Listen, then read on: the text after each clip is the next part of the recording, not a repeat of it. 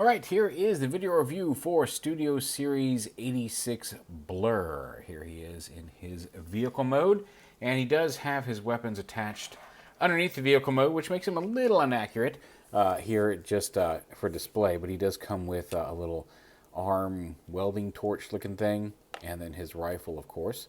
But you can take those off, and there's his little fast, speedy BLURR vehicle mode, and it's actually pretty streamlined. Like I said, in robot mode, it's a little, there's a couple minor details in robot mode that I don't like, mostly because these whole front end pieces here are just giant pontoons hanging off his arms.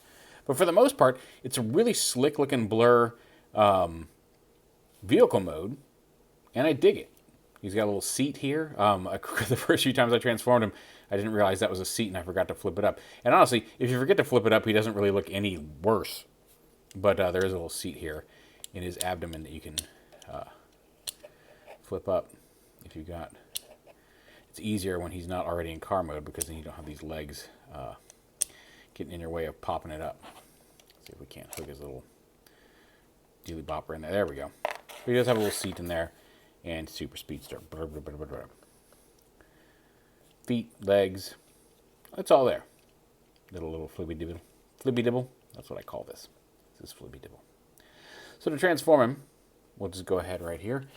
And, oh wait, no, before we transform him, I got him, I'm sitting right here looking at him.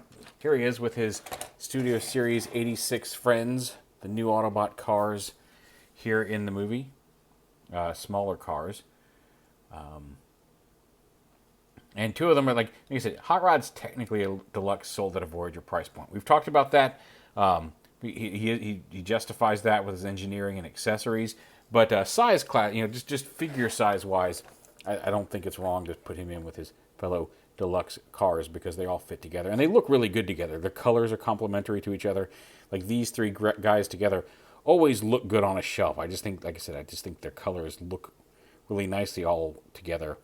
If I say on a shelf, it's going to be the same sentence like 4 times in a row. So together when displayed.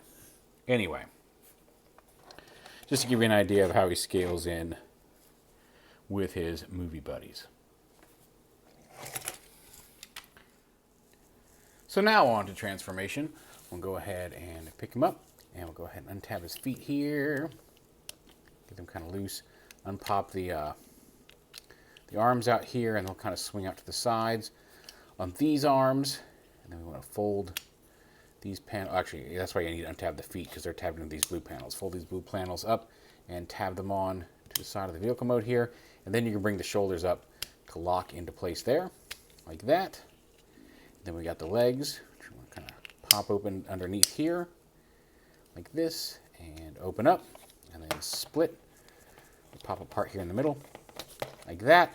This little dibble folds into the leg on this side. It does pop off. It's just a friction pin.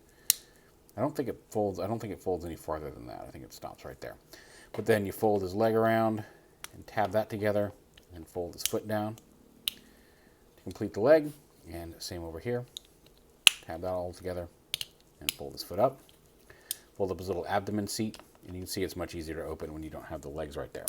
Fold up his abdomen feet, rotate his arms down and around like this, down and around like that. Fold this panel down onto his back and collapse it like that. And then here you're going to open up this panel here and fold these back, and then rotate. Nope, not that. Just the whole. Just the wrist around, so he keeps his elbow joint there. And the same over here. I guess you can rotate this first and then flip it around, but either way. And there he is in robot mode. Like I said, he's got these big giant chunks hanging off his arms. Not entirely inaccurate, but a little annoying. And kind of a long face. Oh, and then rotate his little windshield screen down. There we go. But yeah, nicely posable. It's got a decent range of movement in the head. Looks like it's got a ball joint there at the head. Dual hinge shoulders.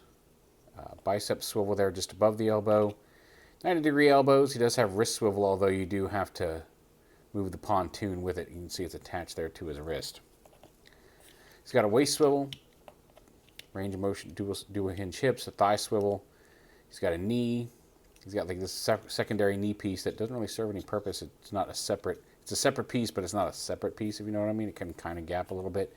Then you got some front to back and ankle tilt there on the feet. You can attach. Now this thing, some of the pictures show it on this arm.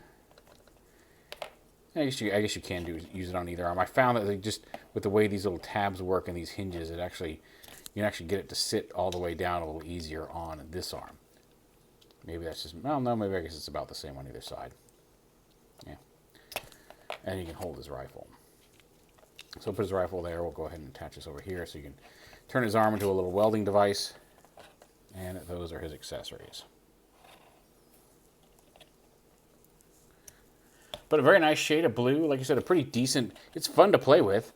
It's just not 100%, much the same way that Cup is. Like, it's like fun until you get to the head sculpt. And even the head sculpt isn't bad on either one of them. It's just not quite there in the way that Hot Rods is and some of the other figures are.